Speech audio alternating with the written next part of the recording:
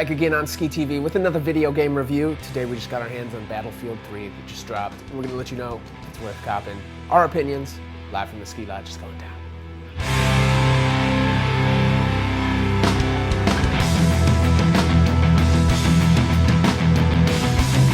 Now, this is actually the 11th installment of a Battlefield game, and the first thing you notice when you open up the box is that there's two discs. The first one's multiplayer, the second one is single player.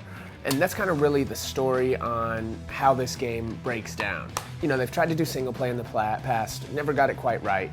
Multiplayer is the real reason a lot of people are drawn to it. So some cons on the single player is that it's real short, not that rewarding. It's like you go through it in about 6 hours. Now, getting off the single player, talking about the multiplayer, which is the real reason a lot of people get this game, it definitely lives up to a lot of the hype that has been in all the commercials you've seen for Battlefield so far. You can play it up to 24 people online, 2 teams of 12 each. It's very realistic, a lot more realistic than say a Call of Duty even is. And by there being 2 discs, one for the multiplayer and one for the single player, you really get a lot of bang for your buck. The graphics on here, in fact, are so good that you have to download, you're prompted at certain times to download a HD pack so you can actually play it in HD, because there's so much to the game, which is kind of crazy that they have to basically fit it on 2 discs plus downloads.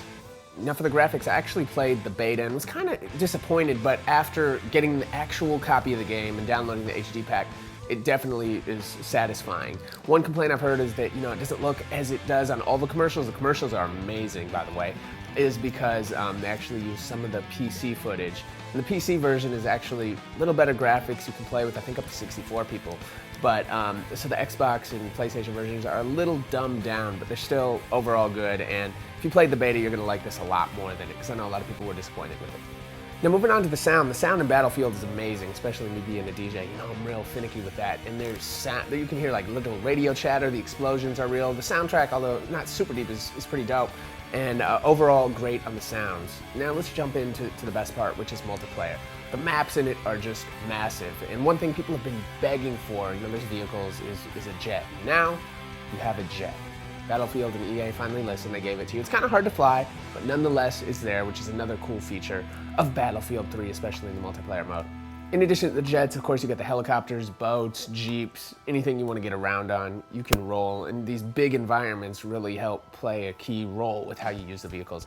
Now, one good thing they've added is the ability to go prone. If you noticed in the last couple Bad Companies, they didn't let you do it at all, just to kind of save people from sniping, but they brought it back, which is much needed, but did it so people can't just camp out and snipe and hide the whole time. Basically what you can see now is a reflection from the sniper's scope, so it's easier to identify them even when they're prone on the ground. So good feature with coming back with added features on top of it. One new feature added to multiplayer is actually deathmatch mode, which kind of mimics Call of Duty's multiplayer. And basically what it is, it's smaller quarters, faster games, so you don't have to wait forever to respawn, and just, you know, a good alternative mode for when you're playing Battlefield 3. Now, a couple things with the online version of this game. So we actually have been having some server issues here at the Skee Lodge connecting to certain games, and I read that other people have been as well. So hopefully there's a patch that fixes it, but it's still not the most reliable thing right here on release date.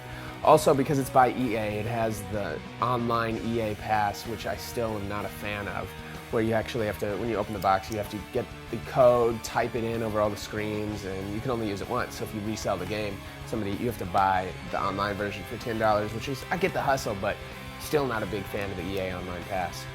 Now that you've heard everything from my opinion about playing Battlefield 3, including getting through the single player game as well as the multiplayer game, which is why a lot of you guys are getting it, you're gonna ask, is it worth copping? Well, if you're a video game head, absolutely. If you need something to hold it over till Modern Warfare 3 drops in a couple weeks, then Battlefield 3 is your game. It definitely lives up to the hype, definitely better than the past Battlefields. There's more that you could do, and they're already offering, EA is already offering a lot of things, such as they're gonna be coming out with new maps very soon. You can get some from the past Battlefield 2 games and some of the people's favorites. I think there's about 4 more maps that are about to drop very soon, so it should be fun. There's gonna be a lot of support for it. Definitely a good game. You're not gonna be disappointed by getting it. Multiplayer still dominates in terms of funness over the single player. Single player is not bad, it's just not anything to really write home about. It's not the reason that you're gonna buy this game. But definitely a great game, something to hold you over till Modern Warfare 3 comes out. Something that I'd recommend and something that I'm having fun with. Live from the Skee Lodge, it's DJ Skee with another video game review right here on Skee TV. We out of here.